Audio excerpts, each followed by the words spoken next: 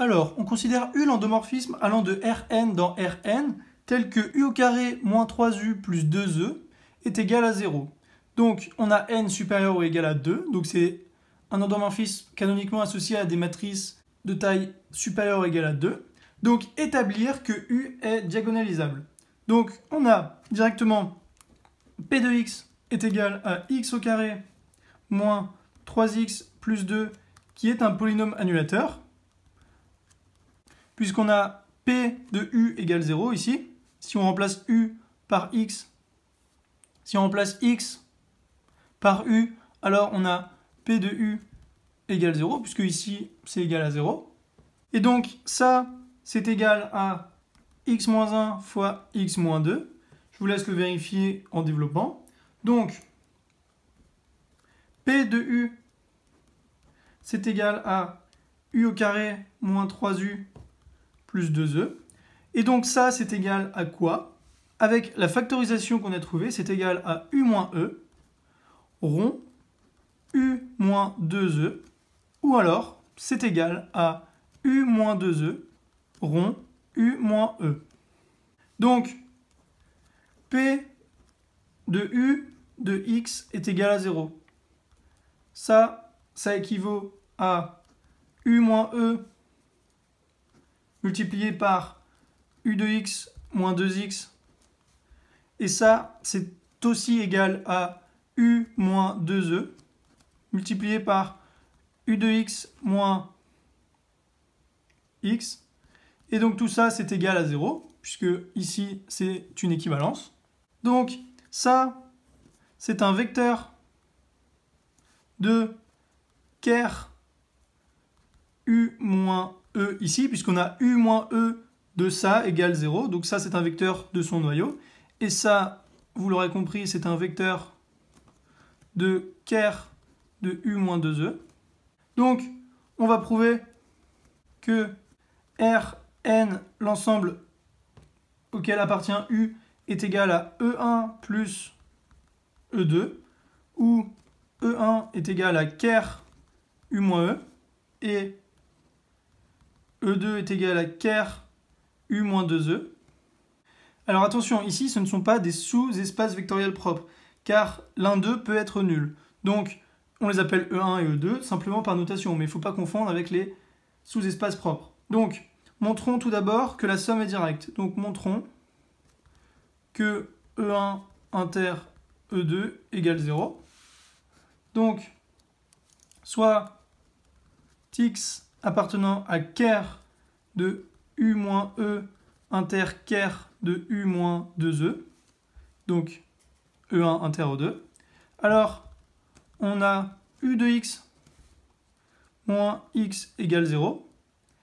Et ça, c'est égal à U de x moins 2x. Puisqu'ici, on a U moins E, donc ça fait U moins E égale 0. Ça équivaut à U égale E. Ici, c'est comme ça que l'on retrouve cela. Et ici, pareil, on a U moins 2E égale 0. Ça fait U égale 2E. Donc, ça vaut U de x est égal à x.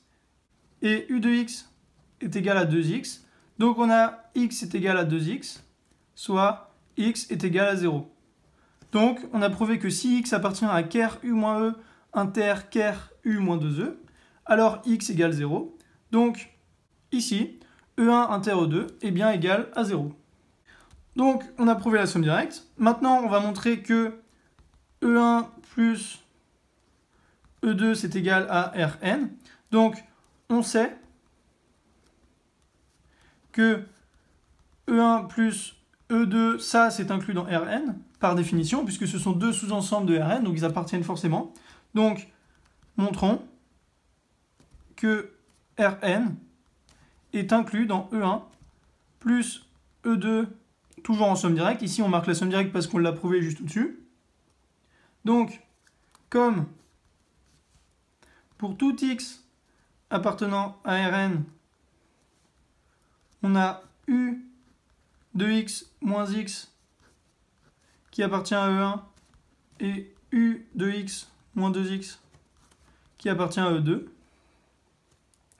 et que x est égal à U de x moins x, moins u de x, moins 2x. Ici, on fait un espèce de théorème belge, c'est-à-dire qu'on feinte. On a u de x moins u de x qui s'annule, et on a moins x moins moins 2x, donc ça fait moins x plus 2x, donc ça fait x égale x. Donc on a le droit d'écrire ça. Donc, cela prouve que x appartient à E1. Donc ça appartient à E1. Et ça appartient à E2. Donc, x, il appartient à une combinaison linéaire de E1 et E2. Donc, x appartient à E1 plus E2. On laisse la somme directe ici parce qu'on l'a toujours prévu au-dessus. Donc, la réciproque, on l'a montré ici. On a vu que E1 plus E2 était inclus dans Rn. Et donc, ici, comme x appartient à E1 plus E2 en somme directe, alors Rn est inclus dans E1 plus E2. On a donc E1 plus E2 qui sont égaux à R de n. Donc on a fini la première partie de cet exercice et on va maintenant prouver que la dimension de E1 plus E2 est égale à la dimension de n ici pour montrer que U est diagonalisable. Donc soit B1, une base de E1,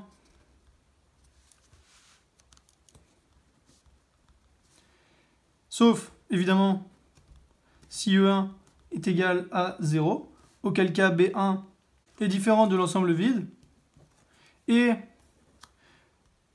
B2 une base de E2, sauf si E2 est égal à 0 et auquel cas